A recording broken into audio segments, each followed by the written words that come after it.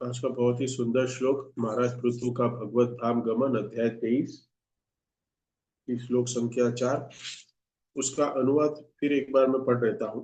पारिवारिक जीवन से निवृत्ति होकर महाराज पृथु ने वानप्रस्थ जीवन के नियमों का कड़ाई से पालन किया और वन में कठिन तपस्या की।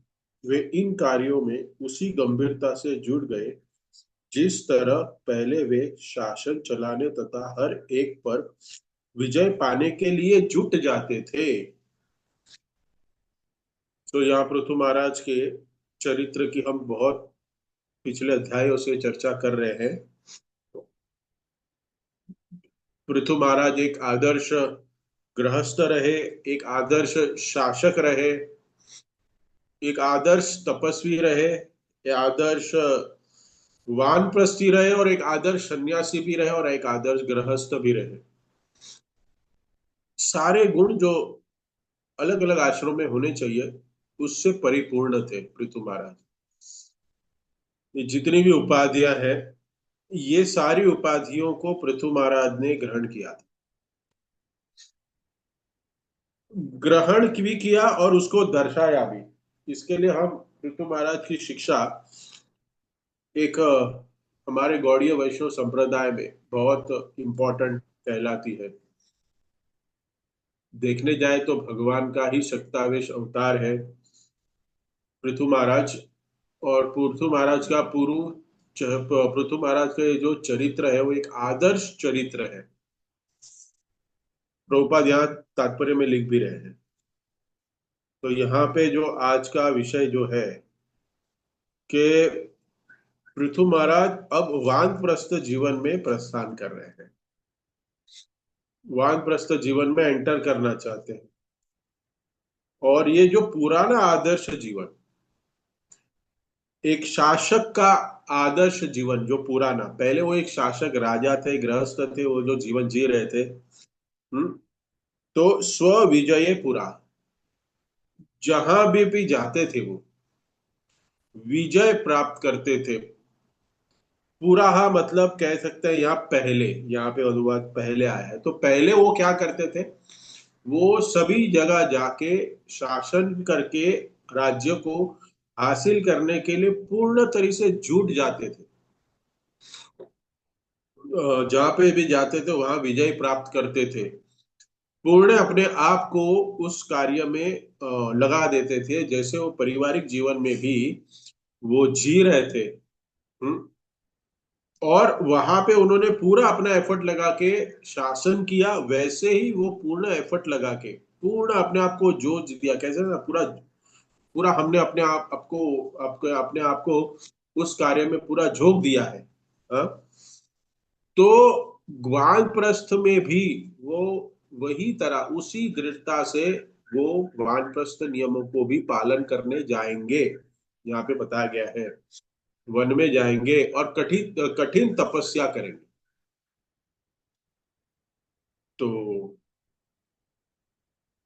तो कठिन तपस्या करने के बाद वो क्या बता रहे हैं कि वो कठिन तपस्या करने के लिए वो उसी गंभीरता से जुड़ गए।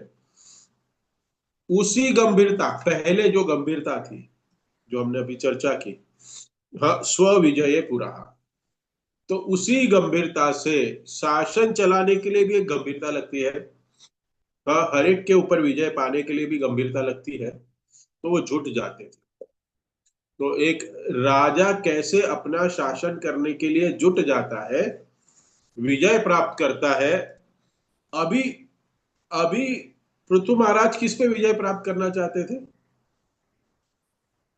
कह सकते हैं मृत्यु पे। लेकिन मृत्यु भी इतना ठीक ना होगा कि मृत्यु पे विजय पाना चाहने के लिए वो अ, वानप्रस्थी आश्रम में जा रहे थे। लेकिन वो जीवन शैली, एक नियमित जीवन शैली प्राप्त करना चाहते थे। हम जैसे बद्ध जीवों को आदर्श देना चाहते थे। देखो, एक भक्त जो है ना, जो भगवान की भक्ति में संलग्न लगा हुआ है, निरंतर लगा हुआ है, वो तो मृत्यु पे तो विजय पा ही चुका है। मृत्यु पे विजय पाना मतलब क्या? अंत में अगर मैं लेक्चर में आपको ना बता पाऊं तो प्रश्न पूछ लेना कि मृत्यु पे विजय पाना, अमर हो जाना, कि आप कभी ना मरो। तो मृत्यु पे विजय पाने के लिए पृथु महाराज जुटे हुए थे, और साथ साथ में एक आदर्श स्थापित करने के लिए वानप्रस्थ, गृहस्थ, शासक, सब जगह पे अपना स्तंभ लगाए हुए थे। और जो आज का श्लोक है यहाँ पे जो श्लोक है, ये एक वानप्रस्थी के लिए, जो भक्त वानप्रस्थ की उम्र पे पहुंच गए हैं, उनके लिए ये बहुत जरूरी है कि जीवन के काल में अनेक अलग आश्रमों का कटिबद्धता से पालन करें। लेकिन एक ध्यान में रखें कि ये पृथु महाराज ने कर लिया तो हम भी कर सकते हैं, ऐसा नहीं है। पृथु महाराज ने अपने पूर्ण जीवन शैली में भगवत भक्ति को पूर्ण तरीके से आत्मसात किया था।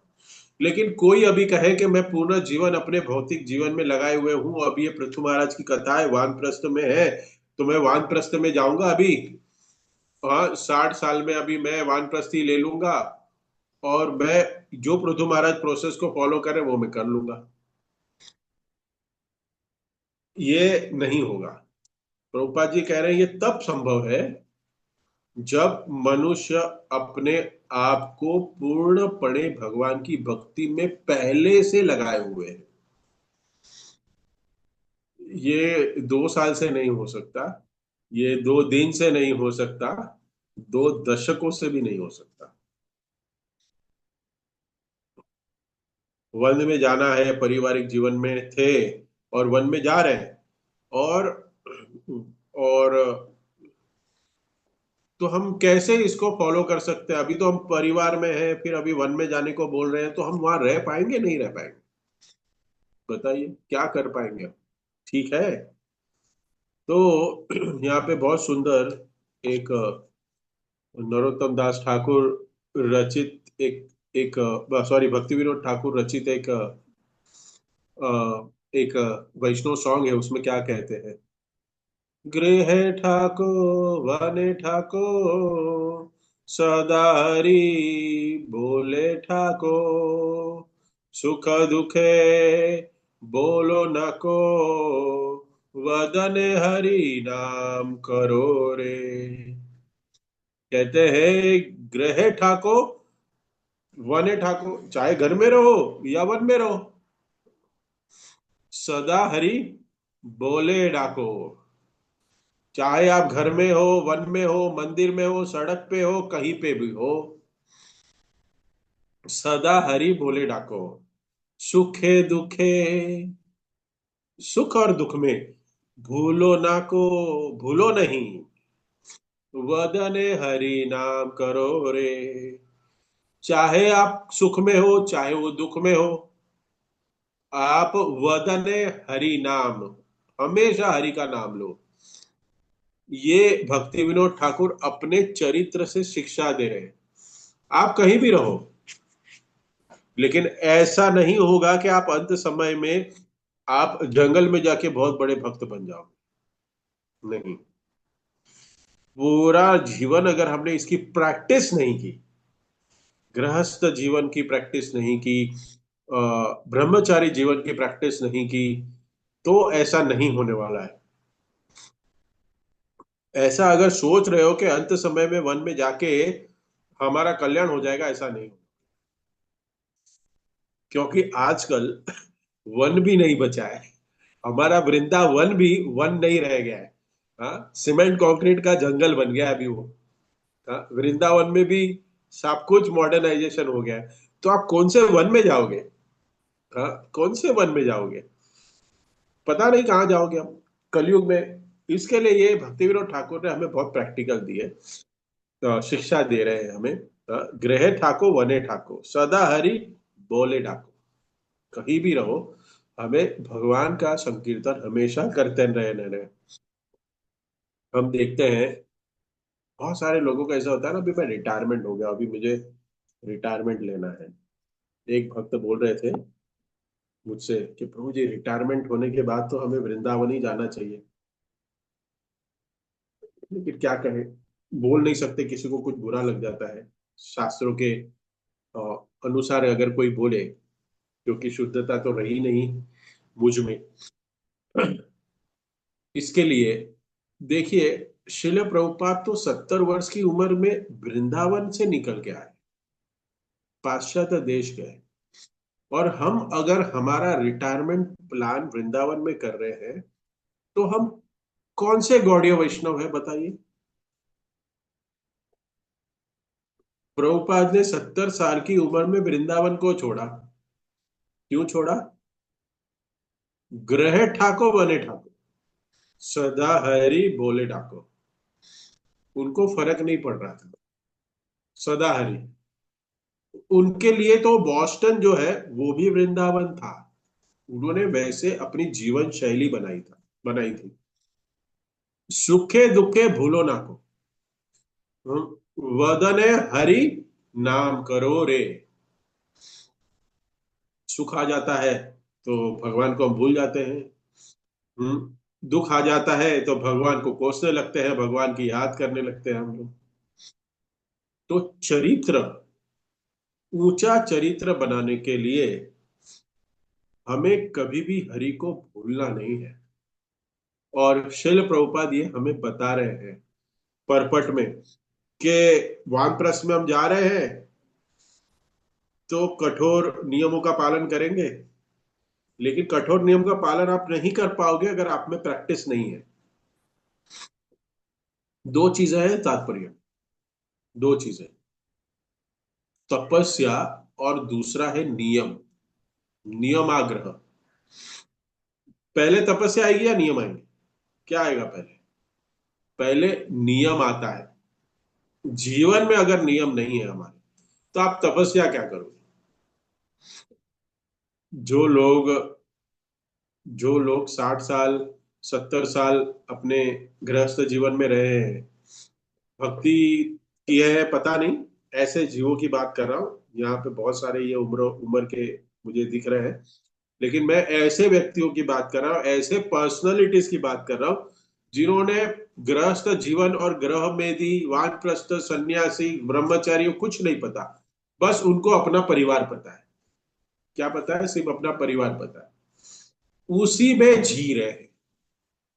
अगर उनको ये सब बताया जाए तो काला अक्षर भैंस बराबर उनके लिए, उनको कुछ नहीं समझे। जैसे मैं अभी आपको ही बताया, पता नहीं, हमारे परिवार में, परिवार मतलब हमारे एक थोड़ा दूर के रिश्ते में एक व्यक्ति की अ, दुर्घटना से नहीं, लेकिन उम्र हो ही गई थी, 85 ईयर्स हो गए थे, इसके लिए वो गुजर गए। तभी उनकी पत्नी है, वो अभी भी है। तो उन्होंने क्या इच्छा व्यक्त, उन्होंने अपनी इच्छा व्यक्त की कि मुझे कुटुंब यात्रा करनी है। तो मेरे लिए टर्म्स पहली बार था, कुटुंब यात्रा मतलब आप लोग ने सुना है कभी ऐसी कुटुंब यात्रा? नहीं सुना ना? ये क्या होता है? तो मैं अपनी माँ को पूछने लगा, ये कुटुंब यात्रा क्या होता है भाई? तो वो कहते हैं कुटुंब यात्रा मतलब अपने जितने भी परिवार वाले हैं उनके, अभी जो जिंदा है उनके सगे संबंधी जो जो जगह पे है, रिश्तेदार जो जिस स्टेशन पे है, उन सब के घर पे जाके उनसे मिलना, हर घर पे जाके 2 2 3 3 दिन रहना, इसको कुटुंब यात्रा कहते हैं। देखो, पत्नी पति चला गया, हाँ, और इस माता को अभी भी कुटुंब यात्रा करनी है। अरे इस उम्र में कहाँ जाना चाहिए? ये अज्ञान है। ऐसे व्यक्ति के लिए ये वानप्रस्थी सन्यासी, ये सब काला अक्षर भैंस बराबर, इनको ये समझेगा ही नहीं, क्योंकि जीवन शैली वैसी नहीं बनाई ना, बचपन से ही कुछ सिखा नहीं है, तो क्या कर सकते हैं। एक नया टर्म है ना कुटुंब यात्रा, ऐसी यात्रा तो हमने बहुत देखी थी, वृंदावन यात्रा, मायापुर यात्रा, पूरी यात्रा, हाँ? उडुपी यात्रा, ये हो गई कुटुंब यात्रा। देखिए,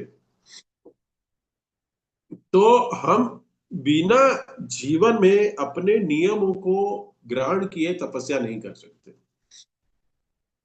हाँ, ऐसा नहीं होगा कि हम तपस्या करने के लिए विदाउट नियम वृंदावन, हरिद्वार, मायापुर ऐसे जगह पे हम जा पाए।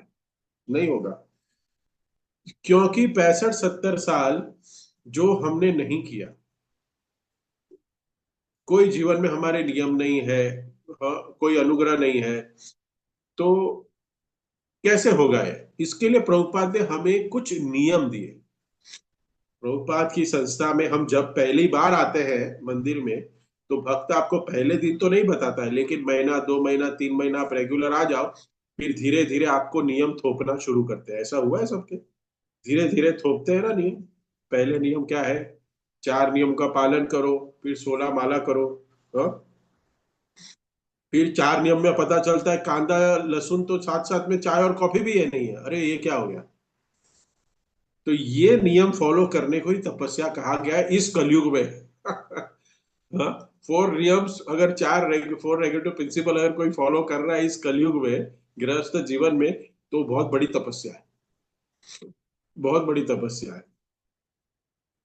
लेकिन उससे भी बड़ी तपस्या प्रभुपाद जी यहाँ क्या बता रहे हैं कि अगर आप कृष्ण भावना मृत में लगे हुए हो और आप हरि की आराधना कर रहे हो, तो ये सबसे बड़ी तपस्या है। कहते हैं कि तपस्या जो है ना, वो हो सकता है जैसे अभी हमने तपस्या की पिछले कुछ दिनों पहले। कौन सी तपस्या हुई? विश्व पंचक। करेक्ट, कठोर तपस्या है विश्व पंचक। लेकिन अगर वो हरि तोषणम, भगवान हरि को तोषण करने के लिए अगर वो नहीं किया है, तो तपस्या का कोई अर्थ नहीं है। जगत में ऐसे बहुत सारे तपस्वी हैं, लेकिन भगवान की आराधना नहीं करे तो कोई भी ये तो तपस्या है, वो क्षीण है, वो जीरो है।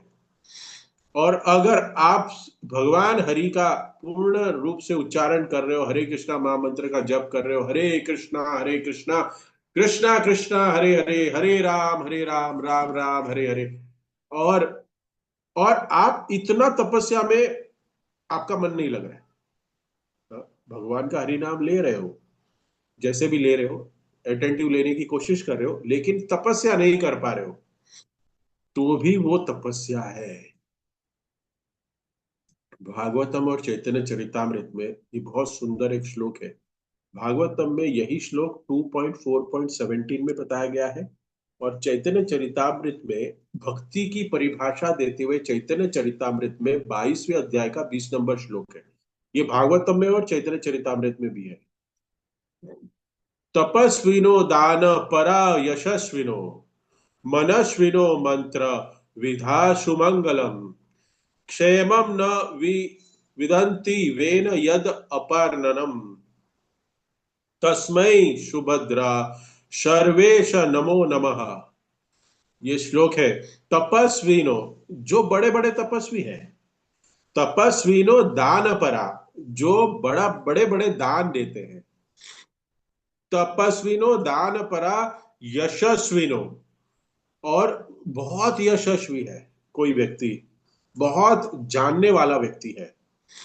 तपस्विनो दान परा यशस्विनो मनस्विनो मंत्रा, और बहुत सारे लोग मनस्विनो मंत्रा विदा सुमंगलम, बहुत मंत्र का जप का उच्चारण करते हैं, मंत्र करते हैं। 64 माला, 128 माला। हाँ, ये हरे कृष्ण वाली नहीं, कुछ अलग वाली मंत्र की माला की बात चल रही है। मंत्र विधा सुमंगल, विधा जो शास्त्रों में सुमंगल, बहुत ही निपुण है, वेदों में बहुत निपुण है। क्षेमम न विदंती, उनको कोई लाभ नहीं होगा, उनको कोई लाभ नहीं होगा। क्षेमम न विदंती, क्यों नहीं होगा? विना यद अर्पणम, अगर भगवान को अर्पण नहीं किया है तो। हमने तपस्या कर ली, हमने दान कर लिया, हमने यशस्वी बन गए। आपने मंत्र भी कर लिया, आपने शास्त्रों का अध्ययन भी कर लिया, मंत्रों का उच्चारण भी कर लिया, आप गीता भागवत जान रहे हैं, ये वेदों को भी जान रहे, लेकिन क्या कहते हैं, वदंती विना यद अर्पणम। अगर ये भगवान को अर्पण नहीं किया ये सब कुछ,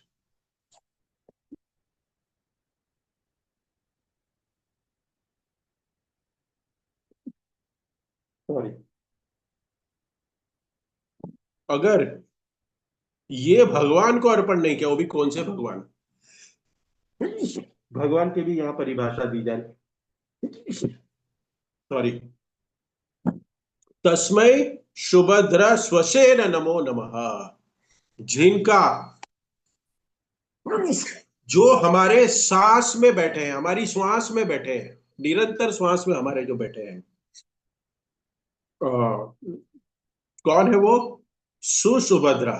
ये जो भगवान श्री कृष्ण है, जो हमारे परमात्मा स्वरूप हमारे प्रत्येक सांस में बैठे हैं, अगर हमने इन सब क्रियाओं को, तपस्या, दान, यशस्वी, मनस्विनो, विधा सुमंगलम, वेद को पढ़ने वाला, अगर ये सब कुछ, अगर भगवान किसको, डेमिगॉड्स को नहीं, जो हमारे परमात्मा स्वरूप हमारे हृदय में कृष्ण बैठे, अगर उनको अर्पण हम नहीं किया, तो ये सब क्या है, ये व्यय है उसका, उसका कोई मतलब नहीं है।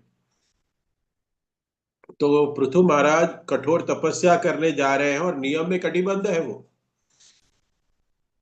नियम में भी और तपस्या में भी, यहाँ पे वही हो रहा है, बहुत ही शीलता से। एक गृहस्थ होता है ना, वो कितनी मेहनत करता है पैसे कमाने के लिए, बताइए, सुबह से रात तक लगा हुआ है, हाँ, पैसे कमाने के लिए कितनी मेहनत कर रहा है। पहली प्रायोरिटी उसकी दिन में क्या होती है, सुबह उठता है तब नहाता है, कपड़े पहनता है, फिर बाद में सोचता है कि आज मैं क्या करूं, चाय का प्याला लेके बैठा है डाइनिंग टेबल पे, तब वो सोचता है कि आज मेरे जीवन में प्रायोरिटी क्या है, मुझे क्या करना चाहिए, मुझे मंदिर जाना चाहिए और ऑफिस जाना चाहिए, ऐसा सोचता है वो, नहीं, उसको सिर्फ वही याद आता है, वही करता है। हर एक व्यक्ति सुबह उठता है, उसके जीवन में प्रायोरिटी क्या होती है, क्या होती है प्रायोरिटी, बताइए। प्रायोरिटी वही है, ऑफिस जाना, और ये भूलता नहीं है, कभी नहीं भूलता ये, क्योंकि रग रग में बसा लिया है हमने इसको। हम्म, तो यहां से, यहाँ श्लोक में ध्यान से देखो, पृथु महाराज ने उसी लगन से स्व विजये पुरा,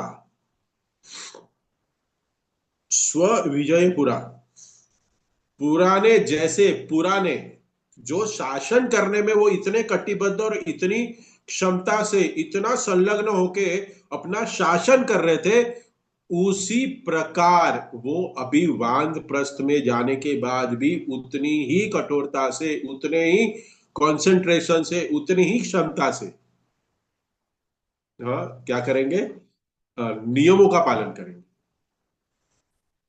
ये बहुत जरूरी है। निपुणता जो है ना, ये पारिवारिक जीवन में, वही निपुणता को हमें भगवान की सेवा में लगाना है। जितने हम हमारी गृहस्थी को चलाने के लिए, हमारे पैसे कमाने के लिए, जो पैसा है उसको संभालने के लिए जितना हम हम परिश्रम कर रहे हैं ना, वही परिश्रम कृष्ण कॉन्शियसनेस में, भक्ति में करना चाहिए। यही बता रहे हैं प्रभुपाद जी। आप, उनका पारिवारिक जीवन कैसा था, हमें गृहस्थों को ऐसे नहीं जीना चाहिए, हाँ, ग्रह मेदी की तरह नहीं जीना चाहिए। गृहस्थ आश्रम एक, कहते हैं कि नियमित, नियमित जीवन के साथ साथ इंद्रिय तृप्ति के लिए छूट है। इसका उद्देश्य जीवन के बीच में ही विरक्त होकर तपस्या में पूरी तरह से संलग्न होना है, जिससे सदा सदा के लिए भौतिक इंद्रिय तृप्ति से छुटकारा मिल जाए।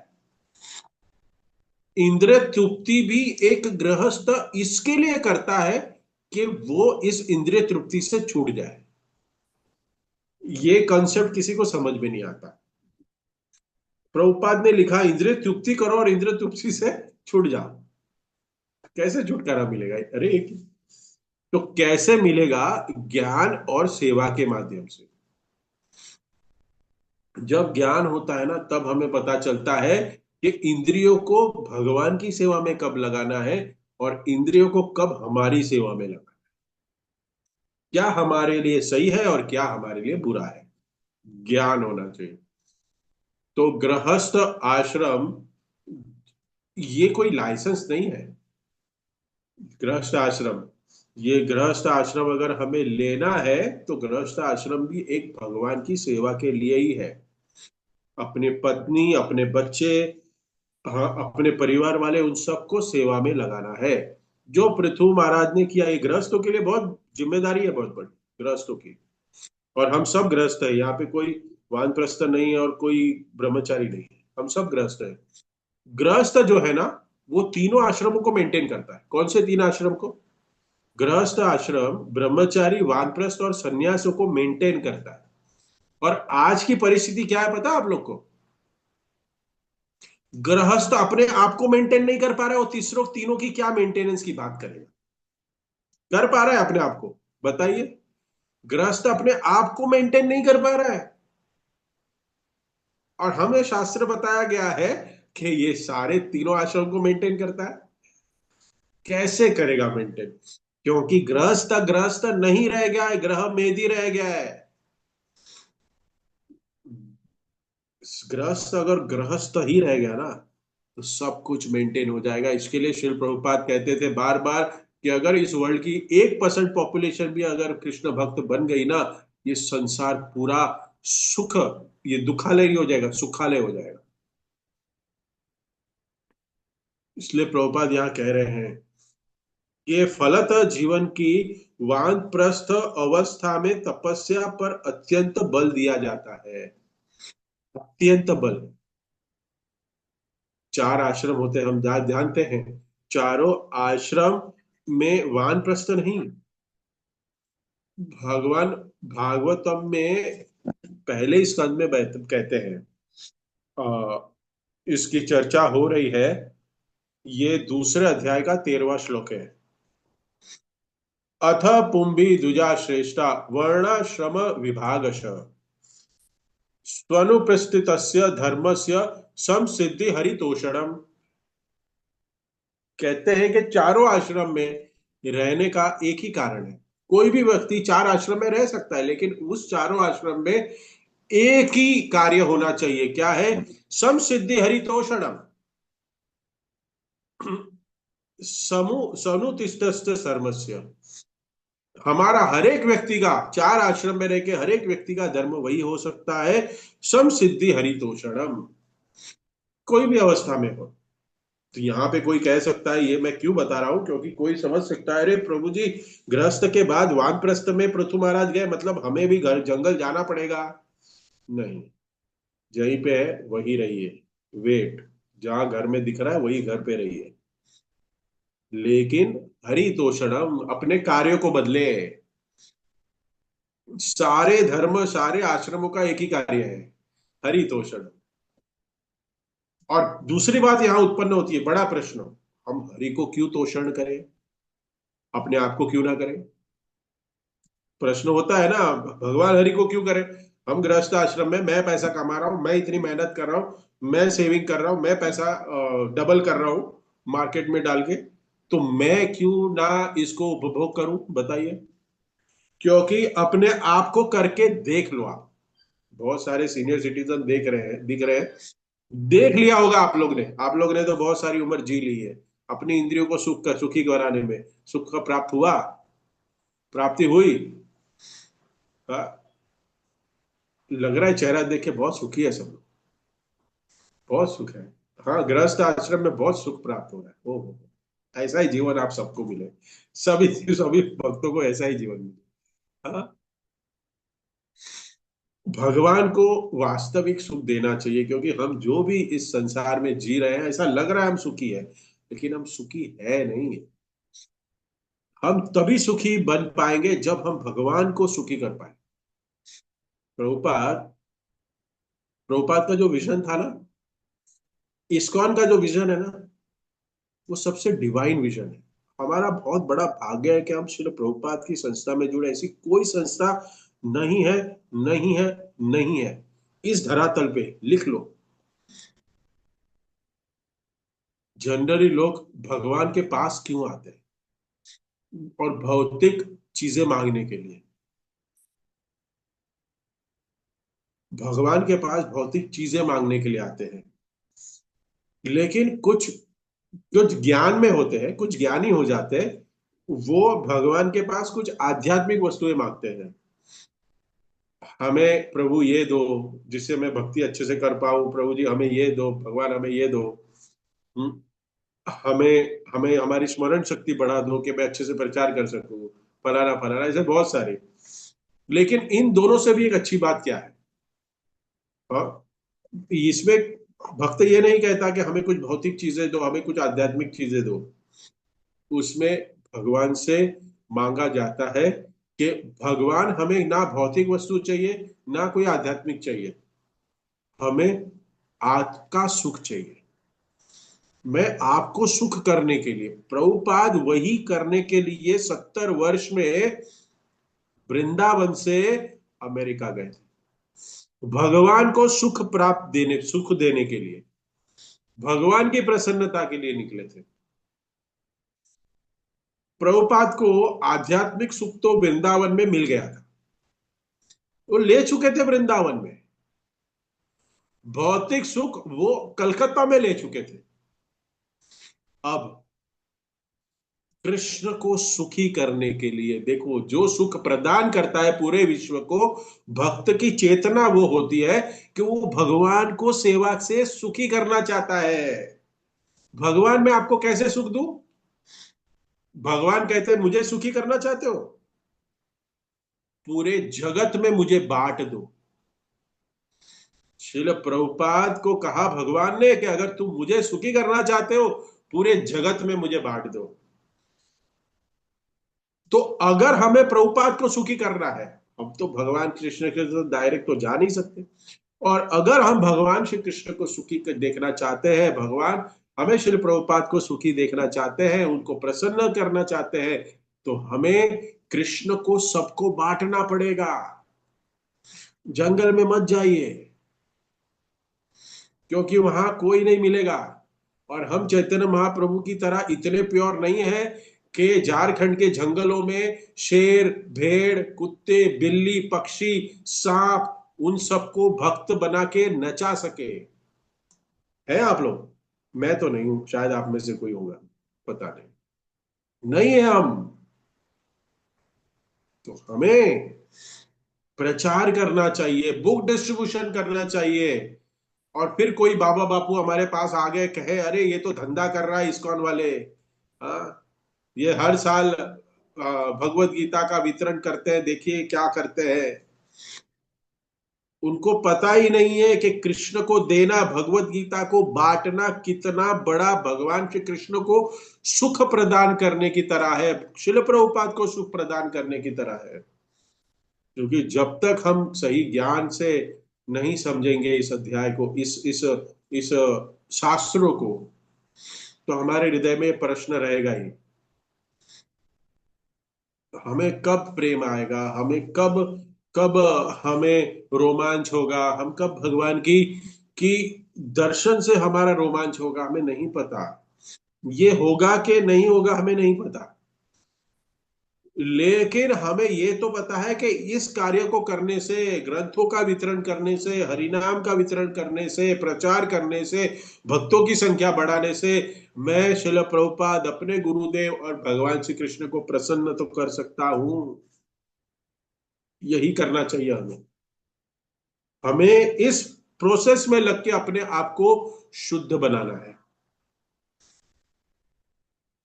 हमारे अंदर में जो रिपु है, हमारे अंदर रिपु है, हम भगवान का दर्शन करना चाहते हैं, उसके लिए आतुर है।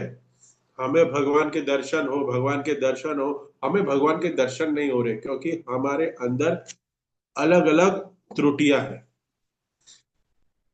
हमारे अंदर काम, क्रोध, लोभ, मोह, मद, मत्सर्य, इस सबको जड़ से निकलना चाहिए। हमने क्या है मालूम है, हमने हमारे काम क्रोध लोभ मद मत्सर्य क्या गोबर लगाया हुआ है हमारे शरीर पे, और भगवान सामने खड़े। भगवान को हमें गले लगाना है। तो भगवान क्या कह रहे, भगवान दूर जा रहे हैं हमसे। भगवान कह रहे कि नहीं नहीं, तुमने ये सारा गोबर लगा दिया, ये सब काम क्रोध मोह मद मत्सर्य का, ये सारे रिपू का आपने गोबर, मैं नहीं आऊंगा। हम भाग रहे भगवान के गले लगाने, ये सब अवगुण के साथ। भगवान और दूर जा रहे हैं। हमें क्या करना है?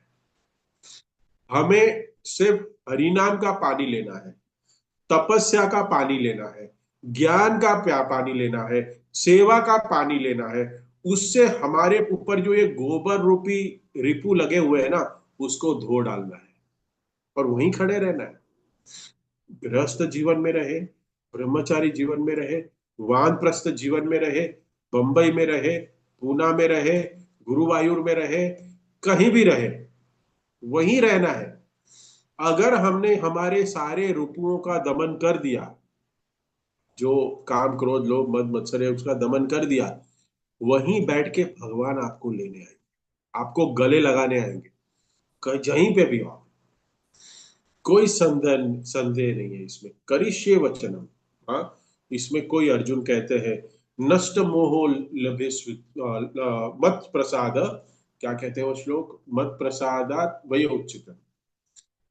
तत्प्रसादम। मैं आपसे ज्ञान को ग्रहण करके मेरा सारा जो मोह है वो नष्ट हो गया है। हम्म। स्थितो अस्मि गत संदेह, मैं स्थित हो गया हूँ। हम्म। करिष्ये वचनम, आपने जो अभी मुझे वचन कहे मैं करूंगा। भगवान के वचन इंपॉर्टेंट है। अपने घर में, अपने आश्रम में, अपने धाम में, जहां पे भी है, अपने मंदिर में स्थित होकर जहां भी है वो आप सेवा करो, और अपने आप को भगवान की सेवा में लगाइए। और अभी तो हमारा बहुत एक भक्त बता रहे थे कि हमने कार्तिक मास में बहुत तपस्या की है, ऊर्जा ग्रहण की है, उस ऊर्जा को डिस्चार्ज करिए। सड़क पर जाइए, घर घर जाइए, और सबको क्या दीजिए, भगवान श्री कृष्ण की वाणी बांटिए। मैराथन का महीना शुरू हो गया है। भगवान के प्रसन्नता के लिए, गुरु महाराज की प्रसन्नता के लिए, प्रभुपाद की प्रसन्नता के लिए क्या करें, हम सब गृहस्थ जीवन में रह के ही वानप्रस्थी सन्यासी जैसा जीवन जिए। क्योंकि क्या करना है, कोई भी जीवन में हो, कोई भी आश्रम में हो, हमें तो हरि तोषणम, भगवान हरि की सेवा करते रहना है। हम्म। तो पृथु महाराज के लिए संभव था? हाँ, जंगल में गए, आएगा सारी अपनी संपत्तियों को 5 बेटों में बांट दी। देखो ये भी बहुत सुंदर है कि बांट के जाना होता है, नहीं तो पता चला कि अपने नाम पे ही रखे हुए हैं हमने। बांटना देना चाहिए, बांट देना चाहिए अपने। हाँ, पुत्र सुपुत्री जो भी है वो अगर उसके लायक हो, जो संभाल पाए और भक्त हो, पृथु महाराज के बच्चों जैसे हो, तो पिता क्या करता है, उन सबको डिवाइड करके निकल जाता है। इसमें बहुत सुंदर, आप लोग ने पहले वक्ताओं ने भी बताया होगा कि जो भी इस पृथ्वी से हमने ग्रहण किया है, इस पंच महाभूत से हमने जो भी अर्जन किया है, क्योंकि कुछ भी तो हम घर से लाए नहीं थे, माँ की कोख से तो हम कुछ लेके नहीं आए थे, गए जन्म का तो कुछ हम लाए नहीं थे। ये जो भी कुछ हमने बनाया, ये पंच महाभूत इस धरती पे रह के ही बनाए उस व्यक्ति ने, तो ये सब कुछ भगवान का ही है। तो खुद जाने के पहले, अंत समय आने के पहले, उसको समाज में दे देना चाहिए, अपने परिवार वालों को दे देना चाहिए, और फिर वानप्रस्थी जीवन जीने के लिए जाना चाहिए। लेकिन आजकल क्या हो रहा है, ये तो कोई सोच ही नहीं रहा है कि रिटायरमेंट होने का। जैसे जैसे रिटायरमेंट होता है, वैसे वैसे कुछ वो और दूसरा कंसल्टेशन का प्लानिंग चालू हो जाती है कि मैं क्या करूं, रिटायरमेंट हो गया तो मैं अभी कंसल्टेंट बन के रहूंगा। अरे भाई, आधे लकड़े आपके पहुंच गए। हाँ, तो भाई आधे लकड़े पहुंच गए आपके, तो अभी तो भगवान के धाम में जाने का कुछ विचार करिए। हाँ। लेकिन कोई ऐसा सोचता ही नहीं है। उसको तो उल्टा गर्व होता है। क्यों मैं बोल रहा हूं ये चीज, क्योंकि मैं तो फील्ड में देख रहा हूं। आप क्या करेंगे सर? अभी तो आपकी उम्र हो गई 60 साल, अभी क्या करना? No, I will be consultant. I will be consulting consultant मैं करूंगा 3-4 कंपनियों को, कमाते रहे। अरे भगवान का नाम कब लेंगे? अरे वो क्या होता है? वो क्या होता है? पता ही नहीं। पता ही नहीं। तो जीवन का उद्देश्य सिर्फ इंद्रिय भोग करना, इंद्रियों को अपनी संतुष्टि के लिए कार्यरत करना, यही सभी का उद्देश्य है। लेकिन हम, बहुत ही हमारा सौभाग्य है हम सभी का, कि हम श्री प्रभुपाद जी की ऐसी संस्था में जुड़े हैं जहां पे हम सबको जीवन का उद्देश्य हरिनाम की शरण लेके, हरे कृष्णा कृष्णा कृष्णा हरे हरे, हरे राम राम राम हरे हरे, जन्म सार्थक करी करब उपकार। हम सबको हमारा जीवन सार्थक करने की की चेष्टा में लगना चाहिए, जन्म सार्थक करने की प्रोसेस में लगना चाहिए, और दूसरों को भी भगवान श्री कृष्ण को बांटना चाहिए। यही पृथु महाराज भी अपने जीवन में किए। सारे अपने जो प्रजा थी, जो हमने पिछले अध्यायों में सुना, उनको शिक्षा दे रहे हैं कि आप लोग को आपके कार्य करो, लेकिन आपका कार्य करने का उद्देश्य भगवान की भक्ति ही होना चाहिए, और कुछ नहीं। हरे कृष्णा। सो इसी के साथ इस सेशन को यहाँ विराम देते हैं। किसी कोई भक्त का कमेंट, टिप्पणी, प्रश्न, करेक्शन है तो पूछ सकते हैं। हरे कृष्ण। Thank you.